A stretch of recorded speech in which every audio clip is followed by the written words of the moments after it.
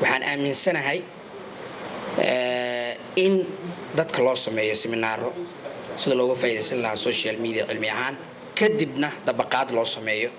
oo nolosha dhabtaha ay saameyso oo xaggii hadday ganacsi tahay iyo hadday tahay waxbarasho iyo hadday tahay isdhexgal iyo wixii lamida soo marka waxa qodobka meesha ka maqan waxa weeye cilmigii baa ka maqan cilmi iyadoo ah kadibna dabaqaad la fuliyo hal qodob baan rabaa inaan kusoo gabagabeeyo mawduuceena oo ahaa saameynta technology ku leeyahay nabadda iyo isdhexgalka nabadaas iyo isdhexgalkaasi waa in sidoo kale ictibaar la siiyo ama we should consider waa in la tixgeliyo age distributionka ee mujtamaca da'da inay kala duwan yihiin soo marka qofka yar ee dhalinyarada qaab baa loola hadlaa hadday nabadda tahay in qolyihii odayaashii way la joogaan isdhexgalka dhalinyarada qaab baa loola hadlaa dadka waaweynna qaab baa loola hadlaa qolyaha dhexna qaab baa loola hadlaa marka calaa taxal qodobkaas inaan tixgelino markaan gudbinayno fariinta nabadeynta xasiloonida